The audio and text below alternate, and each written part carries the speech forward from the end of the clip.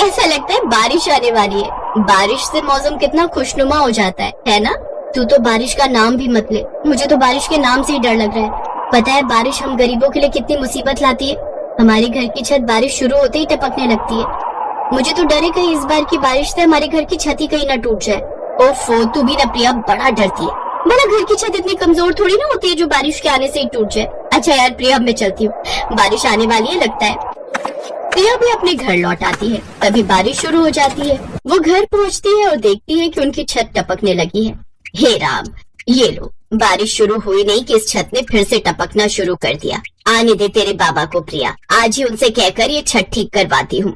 अरे नहीं माँ, बाबा को छत ठीक करने के लिए मत बोलना, कहीं बारिश में पिताजी का पैर फिसल गया तो।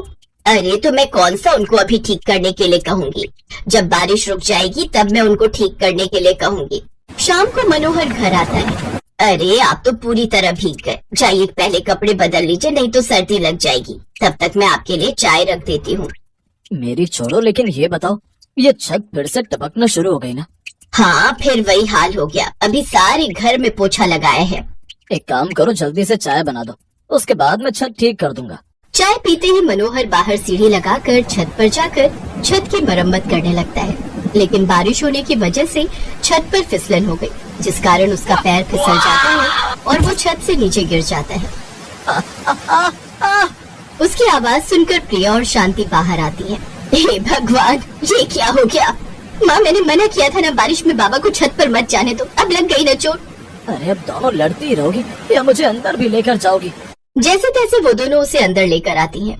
फिर प्रिया अपने बाबा की कमर पर मरहम लगाती है, जिसके बाद उसे थोड़ा आराम मिलता है। रात में वो तीनों अपने कच्चे घर में सो ही रहे थे कि तभी बादलों की गड़गड़ाहट होने लगती है और तेज बारिश शुरू हो जाती है। अब उनकी छत से हर जगह से पानी टपकने लगता है और उनके घर की छत का एक हिस्सा टूटकर गिरने लगता है। हे भगवान, ये क्या हो गया? ये छत तो लगता है गिरने वाली है। चलो चलो, जल्दी से चलो यहाँ से, अब यहाँ रुकना खतरे से खाली नहीं। वो सभी घर से बाहर निकल आते हैं। वो बाहर आते ही हैं कि इतने में उनके घर की छत टूटकर गिर जाती है। अपनी आंखों के सामने ये सब देख वो बहुत ज्यादा डर जाते हैं।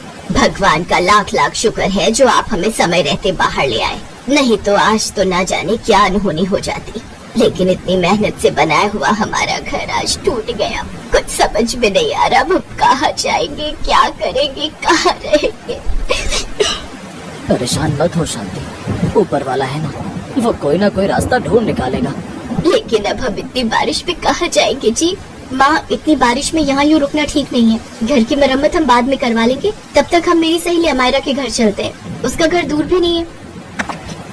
सड़क पर घुटनों तक पानी भरा हुआ था। वो लोग उस तेज बारिश में भीगते हुए अमायरा के घर पहुँचते हैं। अमायरा जैसे ही दरवाजा खोलती है तो उन सबकी ऐसी हालत देख उन्हें जल्दी से घर के अंदर ले आती है। अरे आप सब तो बुरी तरह भीग चुके हो और इतनी रात गए यहाँ पर, सब ठीक तो है ना? प्रिया उसे सारी बात बताती है। उसकी बात सुनकर अमायरा को बहुत दुख होता है। वो प्रिया के मम्मी पापा को गेस्ट रूम में भेज देती है और प्रिया को अपने बेडरूम में ले जाती है।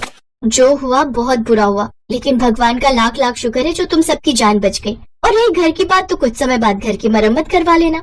ये इतना आसान नहीं है अमायरा, पहले ही बाबा ने मेरी पढ़ाई के लिए इतना कर्जा लिया हुआ है, बड़ी मुश्किल से वो हर महीने उसकी किश्त भरते हैं। आज भी बाबा छत की मरम्मत करते हुए नीचे गिर गए और उनकी कमर में चोट आ गई। वो भले ही दर्द न होने का बहाना करते हो, लेकिन मैं जानती हूँ उनकी कमर में बहुत दर्द है। यहाँ आते हुए भी वो अपनी कमर को पकड़ते हुए चल रहे थे। मैं जानती हूँ वो कभी अपना दर्द नहीं बताएंगे। अब मैं सोच रही हूँ अगर मुझे कहीं नौकरी मिल जाती तो उन्हें आराम मिल जाता।